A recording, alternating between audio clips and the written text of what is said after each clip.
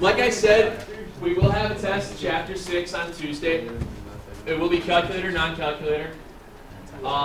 For definite right now on the non-calculator, you will have to find all possible zeros with the synthetic division problem on a non-calculator, because you should be able to do that, and they'll make you do that next year as well in pre-calc. I don't know yet if I'm going to throw any graphing on there by hand. We'll see how the test is written, see where it goes. I'm about 75% set with what I would like to put on the test itself. Are you making tests? Yeah. Oh yeah. I rate all the tests. I look around it, I look at stuff that we've done, I look at material that we've tried. I try to make it mirror the expectations of the academic level that I expect you to be at. There are questions that I know push you a little bit further, but that's just comes with this class. So, but yeah, I don't have them from any. I don't take them from anywhere. I don't. Why didn't you? Never mind. No, go ahead, ask. No. No, I mean, there are like there are test bank questions and stuff like that with some of the software that for some of the newer style books. I do look at some of those because, believe it or not, there are some pretty good problems that are already pre-made. So from time to time, I do use some of those. I mean, for example, if you look, bless you, if you look back at that Chapter 5 test, did you think I made up that model with the fraction off the top of my head? No. I found that question. I said, this is a good question. I'm going to use this. So yeah, you know, one of the things, if any of you guys learn, if any of you guys decide that you want to go into the teaching field, one of the things you'll be exposed to is beg, borrow, and steal. Seriously, teachers are. What we do is we beg, borrow, and steal each other's stuff. We look at each other's. Tests, quizzes, lessons, examples, and we ask each other how you do this, how you do that. It's an extremely collaborative profession, and we all work together. And I could be asking Seb, Mr. Tames, things like that, because most of you guys have had Seb last year. You know, majority of you guys did. So I asked him, what are the levels that you guys are at? What are your deficiencies that he knows that you guys have? So I'm trying to work with those. I go to Mr. Tames and Ms. Denny quite often with the pre-calc teachers to know what their expectations are of you guys going forward. Because you guys are going to be the first major group of students that have had 2 years of honors courses prior to a pre-calc class. So you're going to be a little bit able to be ready to be pushed a little bit further. So those guys are asking for, I asked them, you know, what skill do they need? So like Mr. Tames will say, hey, make sure you really work with them on the factoring part with the zeros, with synthetic, and get them to be able to do it without a calculator. No problem. That's what we're doing. Something without a calculator. But as you guys can tell, as we got through this whole week has been synthetic division. By now, it's like nothing, right? I hope. So it's one of those types of skills and things that we're going to work for. And if we're going to keep building on that same kind of process throughout the school year. So yeah, test is Tuesday. I'm going to give you guys review problems tonight, so we have a bunch of time on Monday to go over it. If any of you guys already know you're going to be gone on Tuesday, whether it's the magical thing or just not going to be here, because 2 days of school is a lot, let me know, because I'll have you take the test Monday after school. So you know. Let's start on 6-8. 6-8 is graphing. And like you were saying, graphing, a lot of this, if you've got the calculator, it's going to be able to help you find a lot of stuff. I just want to revisit what a lot of these terms mean. I'm going to redefine for you guys the whole notion of that local maximum, local minimum. How can you tell what the tail ends are doing on the graph as x approaches infinity, as x approaches negative infinity, things of that nature. And I like to start these types of graphing problems out with polynomials with something you know. For example, in this problem, what will the degree be if you FOIL this out? 2. So it's a quadratic, correct? And we all know that every single quadratic looks the same. What's the shape of every single quadratic equation? It's a parabola. So it's either going to be up like a cup or down like a frown. Down like a frown. Now, how do you know if it's going to be up like a cup or down like a frown? If A is positive. So in this case, is A positive? Yes. Yes, so this will be up like a cup. Good. Where are your zeros?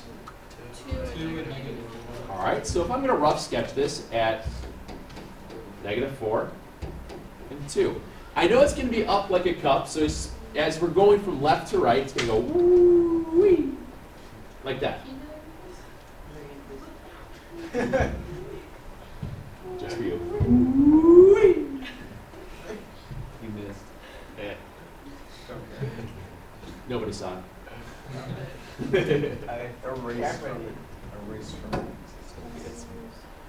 Now, obviously, there's a lot more to graphing of parabolas. We've done that. This is a general idea of what it's going to look like. We could find the vertex, we could find the axis of symmetry, we could do all of that. Now, is this vertex a maximum or a minimum? Minimum. It's a minimum. So is there a button that will allow you to find the minimum? Yes. Do I need to remind you how to do that? Yes. Okay. So let's look at the weirder ones. What's that? I think you might need to plot zeros. That's basically the whole premise of this. And excuse me. The whole premise of this is being able to identify your zeros. What is the degree of the whole function? And how many changes in direction will it have? That's basically what you need to know for graphing. When I'm looking at this problem, I have f of x is 1/4 times the quantity x plus 2 times the quantity x minus 1 squared. If I FOILed all of that out, what would the degree be? It'd be a third degree polynomial. This would be a third degree polynomial, which means it will have 2 changes in direction. Changes direction means it goes from increasing to decreasing, from decreasing to increasing, or increasing to decreasing, then decreasing, increasing. That's what it means by change of direction. Instead of going up, it's going down. Instead of going down, it's going up. That's what that means. The order to which, that was funny, wasn't it? You're all right. All right. I will. In order to figure out the number of changes in direction any of these functions will have, you take the degree and you subtract 1, will always equal your change in direction. How many you'll have. Remember the triangle means change, it's delta. So whatever your degree is, subtract 1, and that's how many changes in your direction you're going to have. So let's see here. Again, your zeros for this are what, and what? -2 and 1. This is junk squared. Junk squared is junk times junk. So that means you have a duplicate 0 there. Do you remember what it meant to have a duplicate 0 with a parabola? It meant something very important.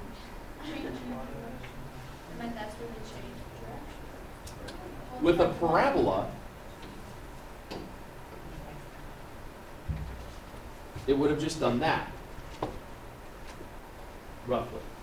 Remember, if you're talking about a parabola, and if it had an x squared term, and it had 1, 0, that meant the 0 lied upon the x-axis. Same idea goes for upper degree polynomials. If any one of these are written out as a junk squared, that means it touches the axis in the same spot twice. That's all that means. So as we go back, oops.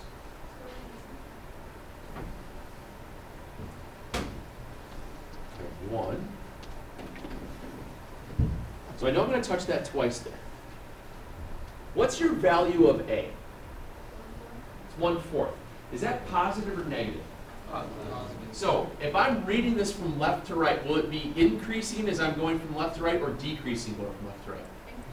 Increasing. So rough sketch tells me it's increasing this way, but it also tells me that it was a third degree polynomial, so that means I have to have how many changes in direction? So let's change direction, come back, and change direction. That's the rough idea of what that graph looks like. An x cubed function will always be. Have you ever seen the dance moves? Oh, yeah, that's right. The dance moves. What? Oh, they're heavy. So do I need your help, here.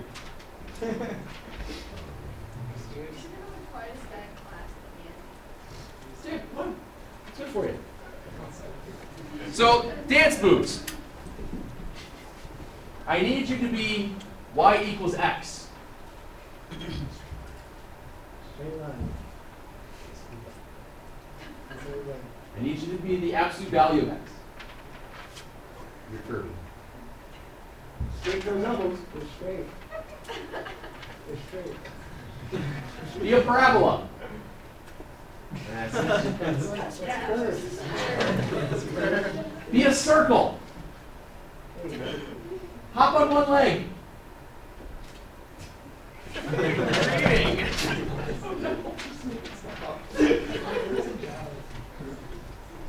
No, seriously though, there are every I love my job. Every single one of these types of graphs has some generic form to them. A cubic function is always going to have the where it's coming up, changing direction, and going the other way. It's always going to have that, or it's going the other way. Parabolas are always going to be like this or like that. Sine, cosine, tangent, cotangent. You'll see it second semester. Next chapter is the square root. That's this. Then it's negative square root is that way. I'm not lying. It's what it looks like. And then there's 1 over x, which is that. And then this is just crap. That's the whole idea of the dance. Thanks. So can we put together Yeah, a dance move for extra credit? Math dance move? No. No. Try this one and we'll call it a day on graph and we'll go into 6.9. Or let's just call it a day. All right, try this one. Rough sketch here. It is a -2, yes. It is a -2. Rough sketches. Was it a good one at least? Put it away. That's your potential. It's you.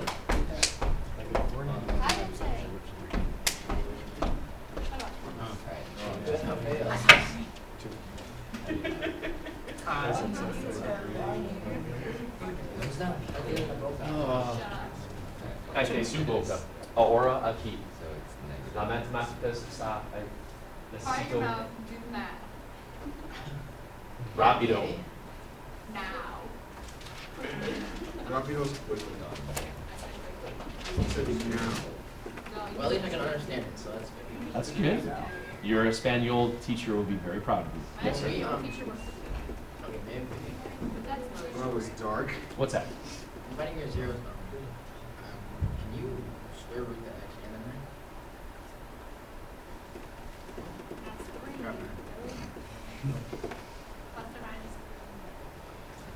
and When you're doing these things, you're not gonna have to factor the problems at all. I mean, going from the large scale polynomial into this, they're gonna give you some sort of a factored form-ish version of it. In this case, you have x squared minus 9. If you have x squared minus 9, what are your two zeros? Plus or minus 3. Okay? And what's your other zero? -4. Now, what's your value of a? -2. It has 3 zeros, so it's a third-degree polynomial. How many changes in direction? 2. So if it's -2, going from left to right, is it increasing or decreasing? All right, so it's decreasing through here. Now, what does it have to do? Change direction. Then it's increasing here. Then what's going to have to do? That's all it is. No. No. Look at the actual changes in direction. Where does it change direction? It changes direction here and here. Now, I'm glad you asked that. Well, you didn't really ask it, but I'm going to say you did. What would this point be called? Remember what we called that a little while ago? A local minimum. Very good. And therefore, the other one is the? Do I need to remind you how to find maximums and minimums? Yes, please. Nah. I would like to. When you go back in your calculator, after you put the whole function in, you hit second calculate maximum, second calculate minimum. and you're looking within a boundary, you would change your boundary within there and there. Remember how you hit left bound, right bound? And that's how it felt good. These local maximums and minimums are going to be nasty looking numbers. It's just one of those things that's just going to help you to identify it. Yeah, there are a lot of decimals and just.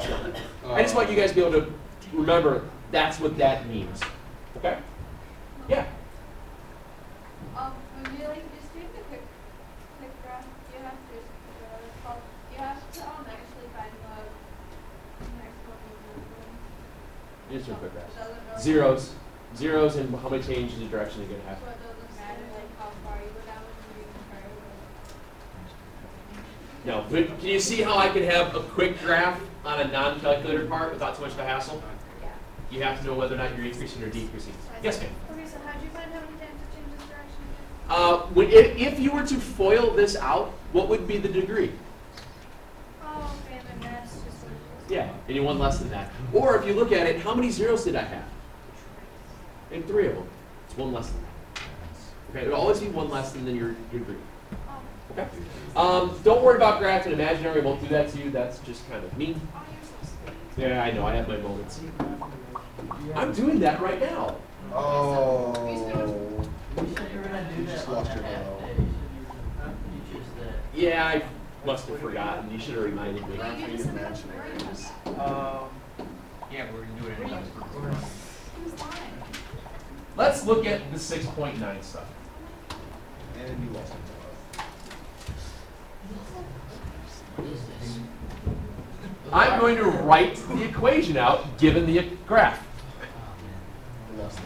We've done this. We did this in the end of chapter 5. If you recall, I gave you guys stuff in intercept form, you guys wrote stuff in standard form, and then you wrote stuff in vertex form. Thank you.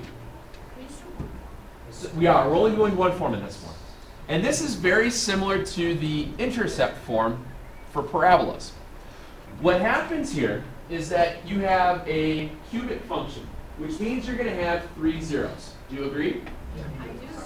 So if you have 3 zeros, you're going to have 3 terms. Do you agree? So if I have 3 zeros, 3 terms, this has to equal some value of y.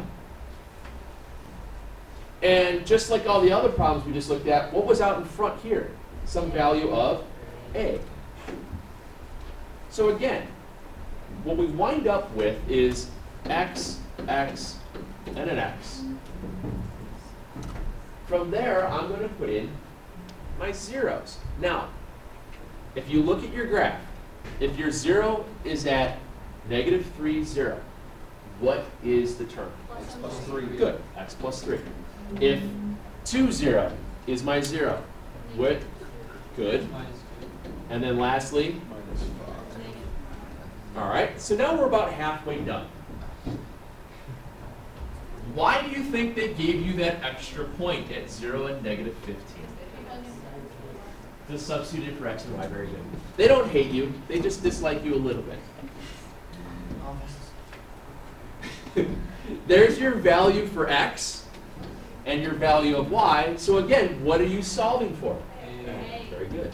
So you substitute in -15 equals a 0 plus 3, 0 minus 2, 0 minus 5. What's 0 plus 3? What's 0 minus 2? And what's 0 minus 5? Okay, here comes the tough stuff. What's -2 times -5? Okay, so maybe it is. What's 10 times 3? 30. So I have -15 is 30a. Negative a half. Your value of a is Negative -half. Good. Now, am I done? No. We have to substitute back in and see how we started the problem out like this? I have to rewrite it out, but what am I going to put in for a? Negative. -1/2.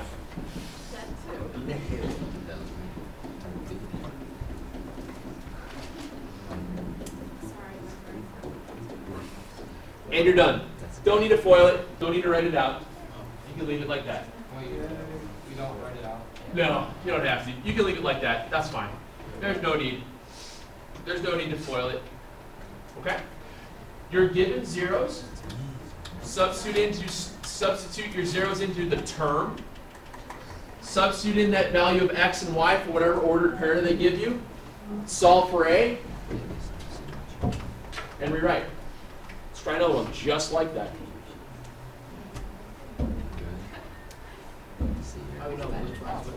I'm glad you asked. Again, these are the 4 sets of ordered pairs you're going to be given. You have -1, 0, -2, 0, 0, 0, and 1, -3. One of these things is not like the other. One of these things is different.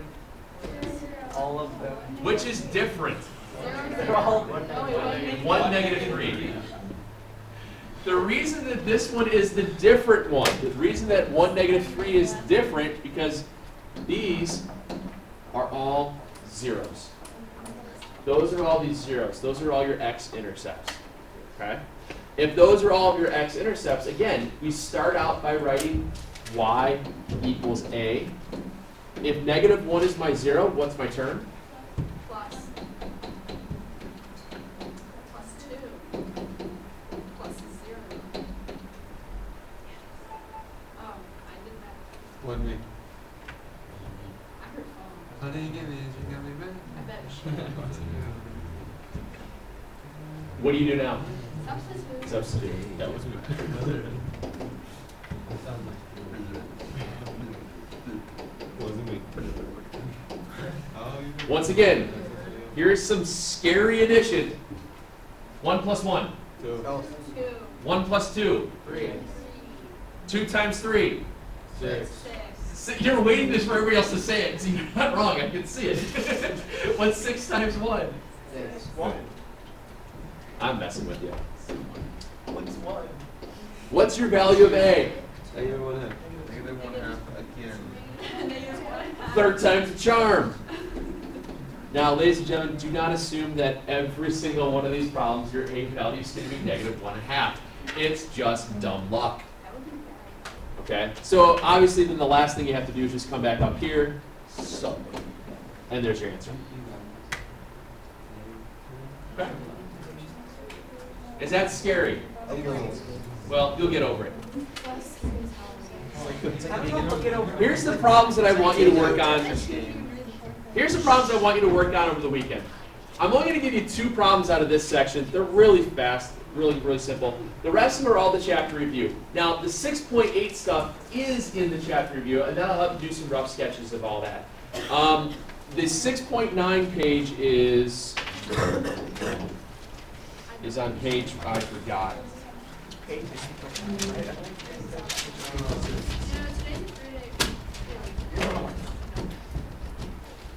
Indeed.